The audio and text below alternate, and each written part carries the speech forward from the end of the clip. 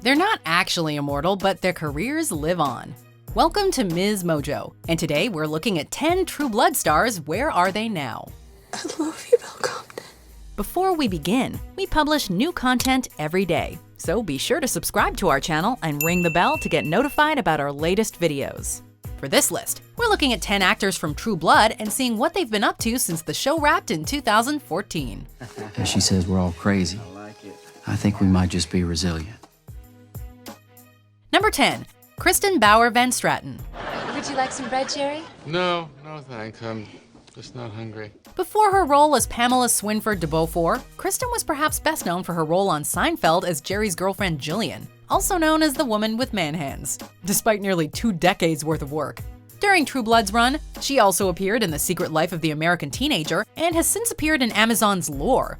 But perhaps her meatiest role was that of Maleficent in Once Upon a Time, in seasons 1 and 4. What kind of people are you? Threatening a child. For 2018, Kristen provided the voice of Killer Frost in Suicide Squad: Hell to Pay. In short, Kristen Bauer Van Straten has outgrown her man-hand fame. I'm listening. Number 9. Chris Bauer. What did you tell her? I told her the power got shut off. Fred, she has the biggest mouth in the building. Before his time as Andy, Chris Bauer was best known for his role as Fred Yokas on NBC's Third Watch, although he also played Frank Sabatka on The Wire. It's a tough call fame-wise, but Chris has remained active on television since the conclusion of True Blood, having starred in American Crime Story, Survivor's Remorse, and Law & Order: True Crime. He also reunited with The Wire creator David Simon for The Deuce, a show about the golden age of pornography in the drug-fueled 1970s. In 2019, he played Kirch in A Dog's Way Home, a family film that proves there's more to Bauer than blood, violence, and porno. Get off of me, stupid dog. Number 8. Rutina Wesley. Unlike Kristen and Chris, True Blood was Rutina Wesley's first major acting role, and only her 3rd credited role in general. The first was a step dancing movie called How She Move, and the second was an episode of Numbers. Rutina has enjoyed a prosperous career in television since the conclusion of True Blood. She landed recurring roles in both Hannibal and Arrow, and she appeared in 1 episode of The Walking Dead. Since 2016, she's played the role of Nova on Queen Sugar, and this role has earned her a Black Reel Award for Outstanding Actress in a Drama Series. He'll be okay. I just think it'll help. Number 7. Deborah Ann Woll. All the story that you're subscribing to, that Castle and Wilson work together, is a complete fiction. Since leaving Jessica Hamby behind her, Deborah Ann Woll has become an integral part of the Marvel Cinematic Universe, at least on the small screen, having appeared as Karen Page in Daredevil, The Punisher, and The Defenders. However, film has not eluded her either, and she's appeared in a number of films, including 2019's Escape Room, a psychological horror movie. She's also made use of her Dungeons & Dragons nerdery, appearing as a guest player on Critical Role, and serving as the Dungeon Master on Geek & Sundry's Relics and Rarities. Welcome, adventurers. Number 6. Sam Trammell. I know you're strong, but you gotta relax. Come on, why don't you go sit down? He was an accomplished stage actor long before he appeared as Sam Merlot. Sam Trammell starred in many off-Broadway productions, and in 1998, he was nominated for a Tony for his role in Ah, Wilderness. Like most True Blood alums, Sam has continued in television since the show concluded in 2014. He appeared in 4 episodes of This Is Us and landed the role of Eric on Netflix's horror show The Order. Trammell was also cast in the upcoming miniseries Reckoning, and in 2019 he starred in Nancy Drew and the Hidden Staircase. He may have starved himself for True Blood nude scenes, but he hasn't gone hungry since the series ended. I'm not the killer, I swear. Number 5. Ryan Quanten. I've stuffed around for most of my life, and now I've stopped.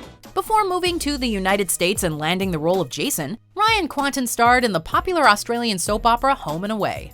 On it, he played a lifeguard named Vinnie Patterson, and he appeared in over 200 episodes between 1997 and 2002. He eventually left the show of his own accord, wanting to move on to bigger and better things. Needless to say, he certainly did that. Since the conclusion of True Blood, Ryan has bounced between film and television before landing the starring role of Steve Hammond on The Oath, and the show's 2nd season began its run in February 2019. Number 4. Carrie Preston. What's happening? What you drinking, Polly Bird? I will have another Remy Martin, thank you. Arlene Fowler was just one of dozens of characters Carrie Preston has played over the years. She is an accomplished film, TV, and stage actor, having appeared in Hamlet, Lost, and My Best Friend's Wedding. That hasn't changed with True Blood ending. She's since landed recurring roles on The Good Fight, and most recently Brockmire as Elle in 2018. That year also saw her appear as a guest judge in an episode of RuPaul's Drag Race. But her post-Blood high point might just be in 2016, when her work on The Good Wife officially became an Emmy-nominated role, to say nothing of her lead role on Claws. Number 3. Alexander Skarsgård. How come we didn't have a conversation about this? Yeah, Eric Northman was cool and all, but Skarsgård's post-Blood character Perry Wright on Big Little Lies is where it's really at. His performance garnered immense amounts of critical acclaim, and he went on to win the SAG, Critics' Choice Award, a Golden Globe, and an Emmy. He also starred in the potential but ultimately lacking star vehicle The Legend of Tarzan. In 2018, he starred alongside Michael Shannon in the BBC One spy drama The Little Drummer Girl. And he's set to star in the expected mega blockbuster Godzilla vs. Kong in 2020. Oh, so you're Charlie. I thought that was a boy's name. Number 2. Stephen Moyer. Thank you. Stephen Moyer was perhaps the breakout star of True Blood. While he had acted in many shows, TV movies, and films throughout the years, it was Bill Compton that finally garnered him some recognition.